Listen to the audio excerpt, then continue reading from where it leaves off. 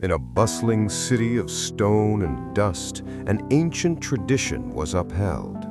Two young sculptors, Cale and Elias, stood ready for their challenge. They were each given an identical block of pure white marble. In 1 year, the king would return to judge their work.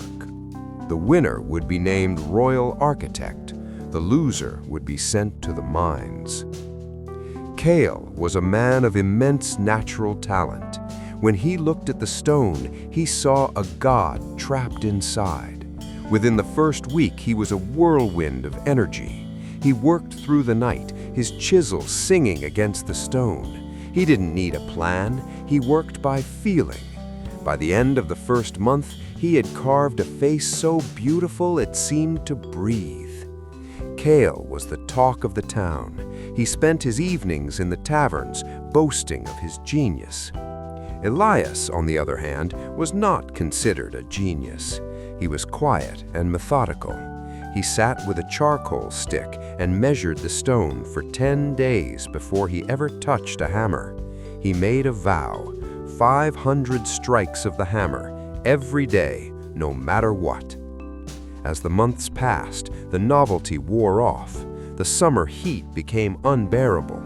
Cale's passion was nowhere to be found when it was 50 degrees outside. "The muse is gone," Cale would say, lounging in the shade. Days turned into weeks. Cale's masterpiece remained a beautiful face attached to a jagged, rectangular block of raw rock. He grew frustrated. Elias was also hot. His back ached, and his hands were a map of scars and blisters.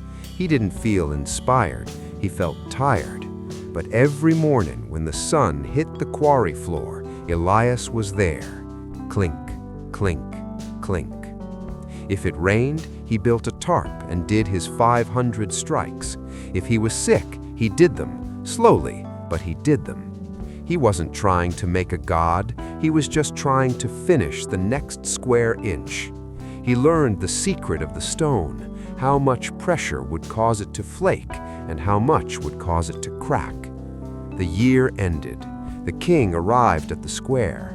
Cale's statue was covered in a rich purple silk cloth. When the king pulled it away, the crowd gasped, then went silent.